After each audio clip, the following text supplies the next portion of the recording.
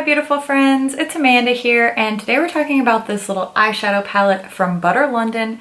This is the Natural Goddess palette. You have heard me talk about Butter London a lot because I love their nail polishes. I have reviewed some of their makeup products before, but this is the first Butter London palette that I'm ever reviewing. This Natural Goddess palette was created in collaboration with BoxyCharm, so I believe this will be in everybody's July BoxyCharms. I am not subscribed to BoxyCharm, but I am on the Butter London PR list, so that's why I have this. This is currently available from Kohl's. It will be releasing on the Butter London website as well on July 17th. And this is priced at $32. Ulta does carry some Butter London products. I'm not sure if they will have this palette or not. It doesn't say anything about that in the information I was given. If this does pop up in Ulta, then I will try to update the description for you. I actually really like the packaging on this palette. It is a long, slim palette. It's in a heavy-duty cardboard case, and it does have a little magnetic closure. The palette art is really cute. It's this like wood plank looking background, and it has florals and like these little jewels. It's really cute. I love the juxtaposition of all of these things. I just find it really appealing. When we open it up, there is a pretty decent sized mirror in here, and there are 6 eyeshadow shades. The first 4 shades are metallic, and then the 2 on the end, the dark brown and the turquoise, are mattes. For all my cruelty-free friends out there, Butter London is a cruelty-free company. It also says that the palette contains clean, good-for-you ingredients, but they don't really expand on that in any of the literature I got, so take that for what it's worth. Let's go ahead and take a look at some swatches of this palette. As always, I will be doing both finger and brush swatches on the inside of my arm with no primer down first. The finger swatches will be pictured on top, and then each corresponding brush swatch will be below. For the brush swatches, I'll be using my e.l.f. flat eyeshadow brush, and I'll clean the brush off in between each shade using my Vera Mona color switch to prevent shade transfer in between swatches. So let's go ahead and take a look at those swatches close up now. Here are the swatches of the Natural Goddess palette. Just a reminder that the finger swatches are on top and the brush swatches are below. Look how beautifully intense these brush swatches are. Aside from that blue shade, the Femme Fatale shade, which took about 7 layers to get this opaque, the rest are just 1 or 2 quick swipes. Really overall impressed with this formula. Now that you've seen all the swatches, let's take a look at a quick, easy eyeshadow tutorial using this Natural Goddess palette, and then I'll wrap up all my thoughts at the end. I'm starting off by priming my eyes with my favorite eye base. It's the MAC Paint Pot in the shade Painterly. Then I just set that with a quick little dusting of setting powder for a nice smooth surface to work on. Going in for my transition shade, I'm using one of the 2 mattes in this palette. This is a dark brown called TEMPTRESS, and this is pretty dark for my skin tone, so I really took my time very gently layering it up. However, I do like this shade overall because you can adjust the intensity, so it's going to work for a lot of skin tones, so I do like that.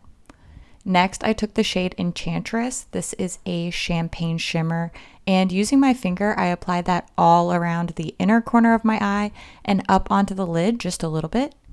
Then I took the green shade Star, again with my finger, tapping that all over the rest of my lid with the deepest intensity on the outer part of the eye. Then I went back in with that dark brown matte Temptress, and I just deepened up the outer corner of the eye and the outer crease area so that we would get some nice depth and smokiness on the lid. I also used that shade along my lower lash line. Then I just finished it off with a clean blending brush for a nice smooth blend. Added a little bit of the shade Star on a pencil brush to bring a green pop to the center of the lower lash line.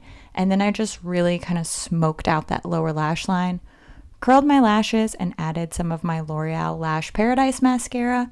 And that finishes off this eye look. I really like how this turned out. It's very simple, very natural and wearable, but you still get a little pop of color, especially with that green on the lower lash line. This is just the kind of look I love, a perfect balance between sort of quote unquote everyday wearable makeup with a little playful twist to it. So I really like how this turned out. When it comes to this Natural Goddess palette, I feel like there are some things that I really like about it and some things that I would change if I could. First of all, like I said, I really like this packaging. I just think this is interesting. This is a cool vibe. I sort of wish that we would see these elements and this feeling a little bit more in the actual shade selection. For example, we have these beautiful jewel tones, like these reds, deep purples, even the green is like a vibrant emerald green. And I feel like when we look at the shades inside here, that doesn't really translate to the shades that we're actually getting. The only bright shade that we're getting at all is this matte turquoise called Femme Fatale, and I feel that this is the most underwhelming, like formula-wise, performance-wise. I chose not to use this in my eye look because I don't think that this shadow performs very well. And the green that I used today, this one called Star, I think it's really pretty. It's just not really fulfilling the fantasy that I had when I saw this outer packaging with this bright emerald green. If I could tweak this palette, I would ditch this shade just because it didn't perform super well.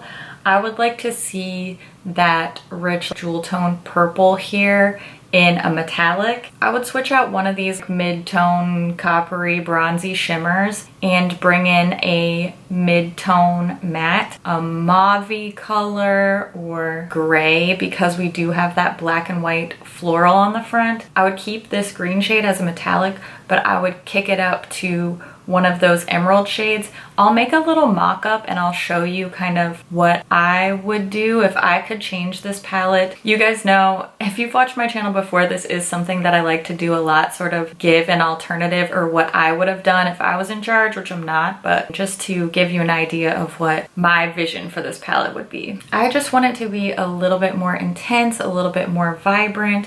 I feel like the packaging has such a cool direction with these bright jewel tones and this sort of juxtaposition of the really natural, like woody kind of look with this stark black and white floral. I just feel like this could have gone in a really interesting, different direction, and it just sort of ended up being a mid-tone, super shimmery, the dreaded neutral palette with a pop of blue. I will say I like this layout a lot. I love the style of the palette. I love the 6 shades. And aside from this matte blue shade, I think the formula on the rest of these is really nice. In general, I think this palette's going to be really easy for people to work with. It makes sense as a BoxyCharm collaboration because this is the kind of thing that a vast majority of people are going to feel comfortable in. But I just wish that it was amped up a little bit, even if it was still mainly neutral and just with a little bit more intensity, a little bit more vibrancy in jewel tones. I still think that it could have been approachable, useful, and I think that, you know, the BoxyCharm customers would have enjoyed that, and it probably would have added a little bit something different to their collection.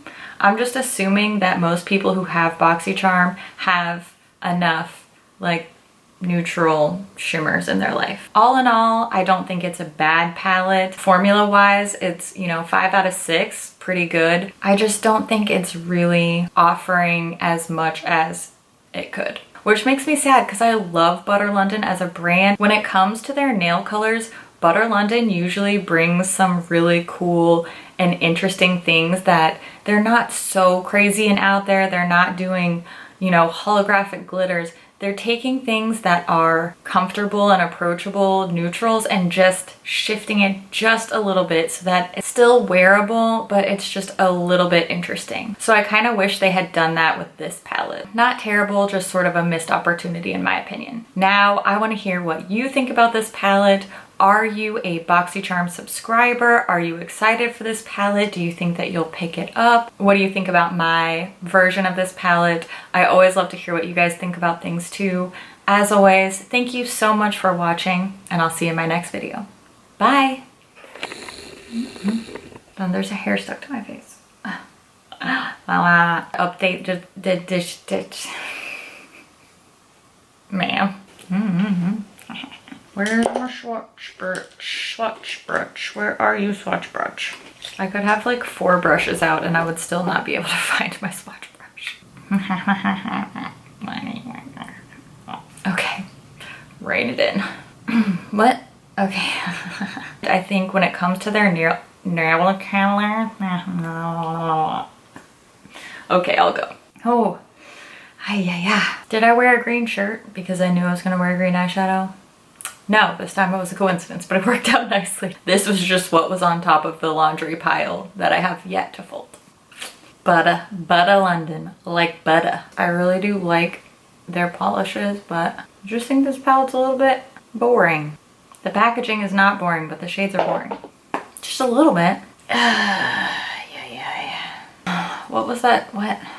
It's fine. We're fine. Enchantress. Queen. Yes, queen. I say that sometimes just to annoy my husband. And now his new phrase that he can't stand is, that's the tea, sis.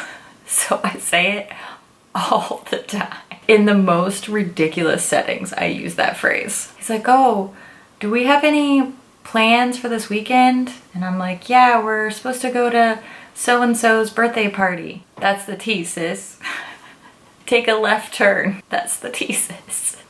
What are you even talking about? Don't judge me, okay? My marriage is based at least 50% on me just annoying my spouse, and he does it back to me, so all's fair in love and annoying each other. Okay, gotta go. That's the tea, sis.